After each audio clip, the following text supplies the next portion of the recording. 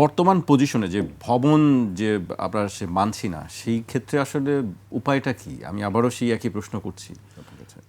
আমি বারবার বলি বা বড় বড় স্থাপনা, স্যার যে স্থাপনাগুলোর কথা বলছিলেন, সেগুলো কি একেবারে পুরোপুরি বলুন যে ভূমিকম্প সহনীয়? যদি সেটা কোনো স্ট্রাকচারাল ইঞ্জিনিয়ার রূপপুর আনসার ভাই যেটা বলে দিয়েছে, বেস্ট এক্সাম্পল রূপপুর, যেটা আমাদের মতো মাটিতে হওয়ার কথাই না। রক ফাউন্ডেশন শক্ত মাটি দরকার, না হলে এটা করে না। কিন্তু নরম মাটিতে এটা তৈরি করতে পারছে, তার কোনো একটা ইঞ্জিনিয়ারিং অবশ্যই সলিউশন আছে বা ছিল যে এখানে করা সম্ভব। এইটাই তো বেস্ট এক্সাম্পল। ঢাকার মাটিতে আমি 500 তলা বিল্ডিং করতে পারবো, আমার সলিউশন তো আছেই। এটা নরম মাটি হোক, শক্ত মাটি হোক, কিন্তু এটা প্রফেশনাল দিয়ে আসতে হবে। আপনি শুনতে আমাকে সবাই সরকারকে আমিও বললাম হেরুক রাজার দেশে, কিন্তু রাজারা কিন্তু সঠিক চিন্তা করেন।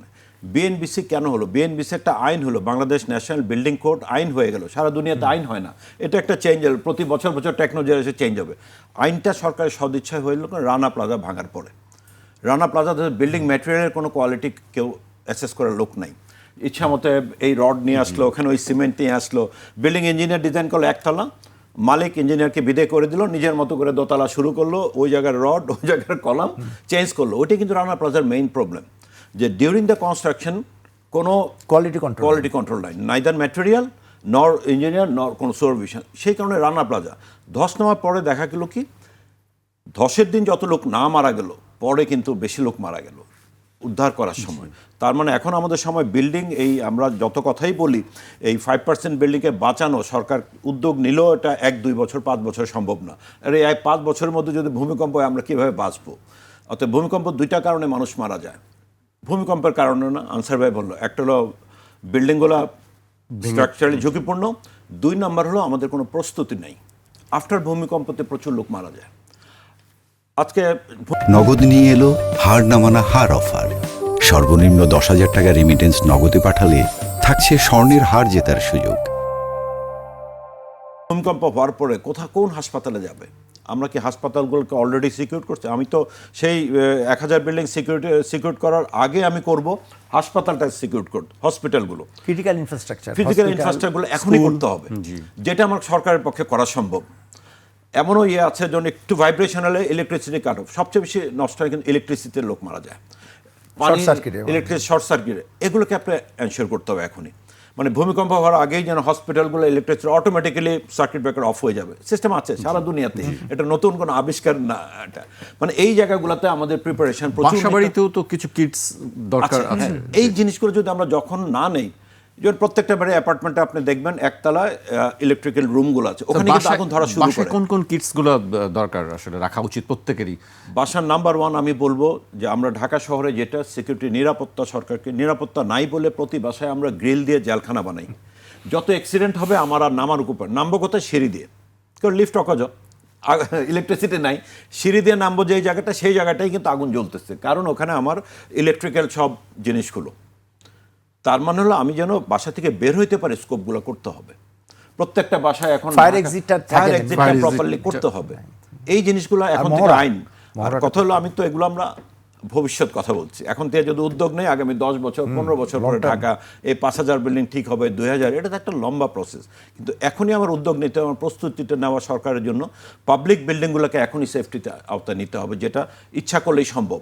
এতে লাভ হবে কি, আমি প্রতিটা ওল্ড টাউনে এত ডেভেলপমেন্ট করতেছি, কেননা আমি 100টা প্রতিটা ওয়ার্ডে 2টা পার্কে খালি জায়গা অ্যাকোয়ার করে কিনে দিয়ে দেবো না, ফ্রি করবো। মানুষের পরিবেশও ভালো হবে, ভূমিকম্প হলেও লোকজন ওখানে টেন্ট করে থাকতে পারবে 15 দিন। অর্থাৎ এই উদ্যোগগুলো তো সরকার যে কোনো সময় এখনই নেওয়া উচিত। ভবন ঠিক করা ফাইন, এটা দরকার।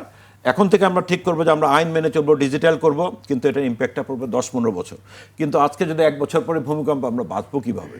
রেস্কিউর ব্যাপারটা আমাদের অ্যাকচুয়ালি রেস্কিউ হয় না বলেই কিন্তু আমরা আরও অর্ধেক লোক মারা যায়, তারপরে না খেয়ে মারা যায়, ইলেকট্রিসিটির কানেকশানে মারা যায়, পানি পাবে না, তখন অল ওয়াটার লাইন আপনার কলাপস করবে, গ্যাস লাইনে আরও আগুন জ্বলবে পরে।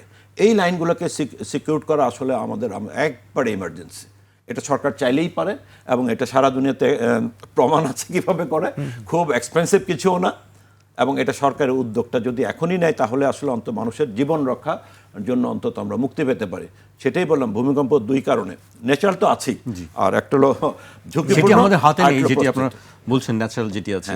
আর এই প্রস্তুতিটা অ্যাকচুয়ালি খুব ফরজ, এটা এখনই নেওয়া দরকার। প্রত্যেকটা হাসপাতালকে, গভর্নমেন্ট হসপিটালগুলোকে সিকিউর করা, তার ইলেকট্রিসিটি গ্যাস লাইনটাকে যেন আসলে প্রপার এটার সাথে জাস্ট অ্যাড করি, এই যে উনি যেটা বার বলে শাটডাউন সিস্টেম, এটা Shutdown জাপানে system। আছে, আমেরিকাতে আছে, মেক্সিকোতে আছে, ইন্ডিয়াতে আছে কিছু একটা। এইটা কিন্তু খুব একটা কঠিন না। ঢাকা শহরে আশপাশ দিয়ে যদি আমরা 5টা মনিটরিং ডিভাইস বসিয়ে দিই, এটা আসলে ইনফ্যাক্ট 2015 আর্থকুয়েক হওয়ার পর থেকে আমি অনেকবারই বলেছি, একবার আমি বাড়ি থেকে কোটেশনও নিয়ে আসলাম, এটা কিন্তু খুব কঠিন কিছু না।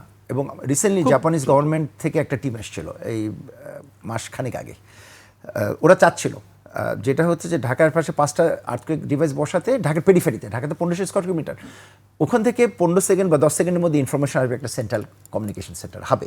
ওরা যদি ওটা ক্লিক করে সাথে সাথে গ্যাস ইলেকট্রিসিটি শাটডাউন হয়ে যাবে। কারণটা হচ্ছে কি, শাটডাউন না করলে কিন্তু সেকেন্ডারি ডিজাস্টার, উনি বারবার যেটা বলছে।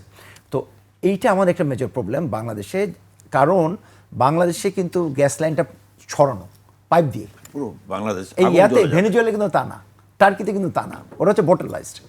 জাপানে আছে এরকম, আমেরিকার কয়েকটা শহরে আছে যে পাইপলাইন দিয়ে গ্যাস সাপ্লাই। এটা কিন্তু রিস্কি, যদিও আমরা বেনিফিট পাচ্ছি। কারণটা হচ্ছে কি, ওটা যখন সেকেন্ডারি ডিজাস্টার ঘটে, যখন আর্থকুয়েকটা আসে, লিক করে যায়। তো লিকটা করে যাওয়া মানে হচ্ছে অফিসিয়ালি তাকে একটা সেন্ট্রালাইজ সিস্টেম দিয়ে লিকটা মানে জেনে লিক করতে হবে, জেনে আকাশের মধ্যে ছাড়তে হবে। ওটা যদি ফেটে যায়, লিক করে, ওখানে আগুন লাগতে পারে।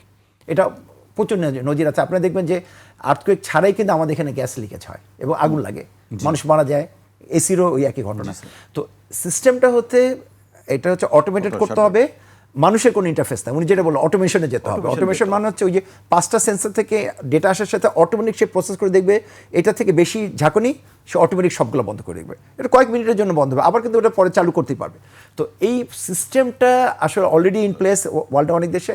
সরকার যদি চায়, we can always help, technology এনে দেওয়া যায়, এটা কোনো বড় কিছু। মানে এটা এমন বিশাল পদ্মা সেতু মতো বড় ইনভেস্টমেন্ট না, অল্প ইয়ে করে ঢাকা শহরে মানুষের জীবন রক্ষা করা যায়। সেটি আমি আরেকটা এই রেফারেন্সে বলি, যেটা গ্যাসের কথা বললো, গত 10 বছর যাবৎ অ্যাপার্টমেন্ট বিল্ডিং নতুন হচ্ছে, কানেকশন নেই, সরকারি গ্যাস লাইনের কানেকশন। তাহলে আমরা কি করছি? আমরা এখন বলি একটা ব্যাংক তৈরি করতেছি, গ্যাস ব্যাংক তৈরি, গ্রাউন্ড ফ্লোরে পার্কিং এর পাশে অনেকগুলো সিলিন্ডার রেখে, যখন ভূমিকম্প হবে এই জায়গা থেকে আগুন বেরোবে, উপর থেকেও নিচে নামতে পারবে না, কোথাও যেতে পারবে না। আমিও ওনার সাথে 100%। তার মানে এই জায়গাগুলোকে সেফটি জায়গায় আনতে হবে। আমরা ভূমিকম্প হলো, এই গ্যাস বার্ন করার সাথে সাথে ওই যারা ভিতরে আছে, আমি বললাম না, ভূমিকম্পে যত লোক মারা গ্রাউন্ড ফ্লোরে রেখেছে, এটা আমি শুনেছি। উনি যেটা বলছে, এটা যদি ওটা কিন্তু একটা এক্সপ্লোড করা, ওটা এক্সপ্লোড করবে না, তার থেকে বরঞ্চ সিঙ্গেল বাসে একটা একটা থাকা হয়তো বেটার হতো। একটা বাসায় থাকা, এই সিদ্ধান্তটা কেন এটা আমি জানি না, এটা রিসেন্টলি শুনতেছি। এটা মানে এটা প্রত্যেকটা অ্যাপার্টমেন্টে দেখবেন, আপনি যদি কখনো যান, গ্রাউন্ড ফ্লোরে অনেকগুলো সিলিন্ডার ব্যাংক বলে ওরা। মানে হয়েছে কি, লাইন দিতে পারছে না, তো ওরা নিজেরাই লাইন তৈরি করছে, নিজেরাই একটা সিস্টেম তৈরি করছে। এই সিস্টেমটা কলাপস করলে ভূমিকম্প, কিন্তু সরকারের পারমিশন আছে কিনা আমি জানি না। হ্যাঁ, তা এই জায়গাগুলো আসলে আমাদের হাত দিতে হবে। আমরা যে শর্ট টার্ম, আমি সেগুলো সব শর্ট টার্ম বলছি, মানুষকে বাঁচানোর জন্য। যে 3টা অপশন হলো, একটা ন্যাচারাল, আমরা পারবো না। সেকেন্ডটা বিল্ডিং করতে, এটা একটা লম্বা প্রসেস, আস্তে আস্তে আমরা ভদ্র হব, সঠিক বিল্ডিং তৈরি প্রকৌশলী। আর 3 নম্বরের প্রস্তুতিটা আমার মনে হয় এখনই শুরু করা উচিত।